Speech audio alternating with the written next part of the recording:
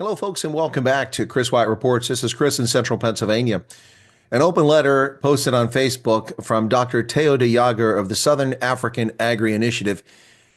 And I'm going to read that to you now. A response to President Trump on his offer to South Africans. Dr. Jager will be a guest on my program on Monday, February 10th, 2025. You can tune in at 4 p.m. South African time.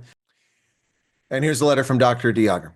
Dear President Trump, I'm an Afrikaner farmer in the Limpopo province of South Africa and lead the biggest network for family farmers, SAAI, which is similar to your Farm Bureau or National Farmers Union. Your recent executive order on South Africa has certainly caused a stir, and we are intrigued by your leadership style. Your decisive leadership is addressing stagnant politics and is encouraging reform and revival. When you make a commitment, you follow through, a rare and commendable quality in politics. America is fortunate to have a leader who practices what he preaches. We deeply appreciate your Christian family-based values, which resonate with our constituency. In your order, you made special provisions for Afrikaners to be given opportunities in the United States. We sincerely appreciate this, as many farmers in South Africa face dire circumstances, threats of land expropriation, increasing rural crime, and discriminatory access to financing and other critical resources. For some, the opportunity you have extended may be their only viable path forward. That said, as a fundamental patriot yourself, you understand our commitment to stay and fight for our home. Africa is in our blood, and despite the challenges, the vast majority of us have chosen to struggle with the ambit of our Constitution. We're also grateful for the programs that allowed over 100,000 young South Africans to work on American farms, gaining valuable skills, exposure to advanced agricultural technologies, and a financial foundation to launch their own careers in the agricultural value chains back home. Please do not close the door. These opportunities inspire and equip our young people and are not available for them in South Africa. It gives them a launching pad for their livelihoods when they return from the USA. We're not asking for any young South Africans to be excluded. For us, it's enough to be included on merit. It's critical for you to understand that the tensions in our country are not simply a black and white issue. Many black family farmers from other cultural communities suffer just as much, if not more, under the weight of corruption, poor service delivery, and state inefficiencies. Families who are beneficiaries of land reform and the traditional communities who share the rural spaces with our commercial farmers are delivered to the same challenges as us, and often worse. Land reform in South Africa has failed to create a class of profitable black farmers, as they're often denied title deeds and left at the mercy of political elites and corrupt officials. The system has been captured, benefiting only a select few while leaving aspiring black commercial farmers and smallholders with little hope. We respectfully ask that any future policies consider these realities and not punish hardworking black families who share our struggles.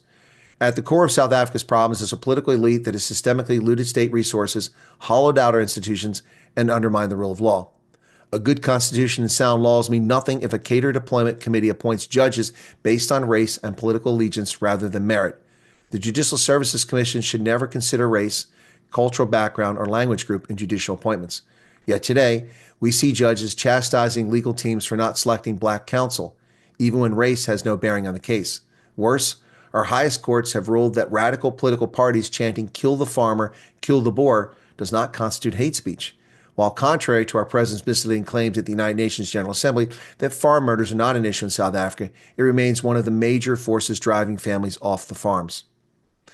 What we need is opportunity, real opportunities for the next generation to study, learn, and compete globally while ensuring no one is left behind. We need space for our diverse communities to preserve their heritage, culture, and languages, particularly through mother tongue education. We also need to move beyond the toxic influence of wokeness and the false narrative that anyone who criticizes poor governance or corruption is racist or anti-transformation. This is a lie perpetrated both in policy discussions and in the public discourse. Mr. President, we know you are no stranger to the dark agendas and devastating role of mainstream media. Do not take your cue from what you read there. Instead, speak to the people on the ground, the ones who truly understand the challenges and realities of our situation. Thank you for your bold leadership, and please spare a thought for our neighbors in Zimbabwe of all cultural communities who have traveled further down this road than us. Sincerely, Dr. Theo Jager, Executive Board Chairman, the South African Agricultural Initiative. And that's an open letter from Dr. Jager to President Trump. I hope it reaches him. I also hope that somebody would mention what I've been trying to tell President Trump and his staff about what they're doing, so we get the correct outcome here, and that South Africans, particularly white South Africans, are not targeted by racists who are pushing this horrible agenda against minorities in South Africa, white, brown, and black. Well, there you have it, folks. Thoughts and comments. This is very measured, and I would agree 100% with everything that Dr. de Jager is saying here, whether it's about Afrikaners or it's about black farmers and the disadvantages that they face as well as Indians and colors for that matter. Thank you very much. Feel free to leave a comment behind and share this video wide and far. It's not my content.